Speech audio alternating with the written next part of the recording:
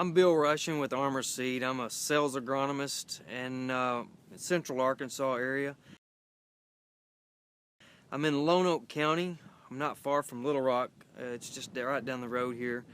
We're in a field that had some hail damage on it. The hail damage occurred about 5 days ago, and we've actually flagged some plants. We're going to come back and take another look at them as we get a little bit further into our growing season. But you know, something to think about when you're looking at hail damage in corn.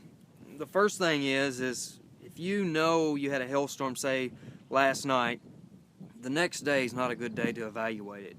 You know, give it some days, give it 3 to 5 days before you go back and really get a good assessment of what you got there.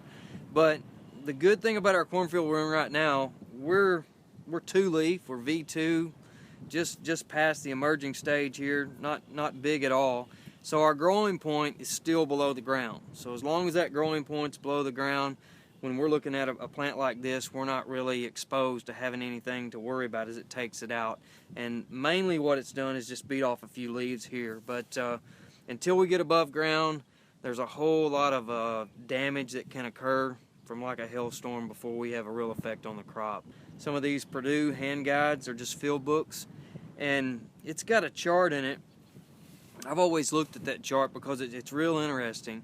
Every time I look at hail and I have corn that's waist high or even taller, until I get to tasseling, it can take a whole lot of banging up. I mean, it can have the leaves shredded to where it's 100% damage on those leaves. And you know, when it gets tasseling, or when it starts to tassel, you know, we're pollinating at that time, and you can do a lot of things wrong up until that time, weather-wise, but at that time you could lose your whole crop. So like if, let's just say I was at V7, would be my corn stage, which my growing point's above ground, and let's say I got 100% damage. I looked at that chart earlier today and it showed like a 9% yield reduction.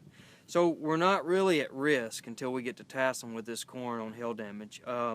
Not far from here, I'd say about 6 years ago, I had an issue that I looked at some corn with hail damage on it, and I think it was possibly shooting for 200 bushel corn, and I think the guy ended up harvesting like 160. And actually we thought we were going to put that field in hay. You know, that was going to be baled up. It's going to be used as silage. But the guy followed on through with the crop, made a good corn crop, far better than we ever expected. And if you drove by it, you would think it was just gone. But corn can stand a lot of hail damage. Just be careful and know when you're tasseling, and during that time is the most critical.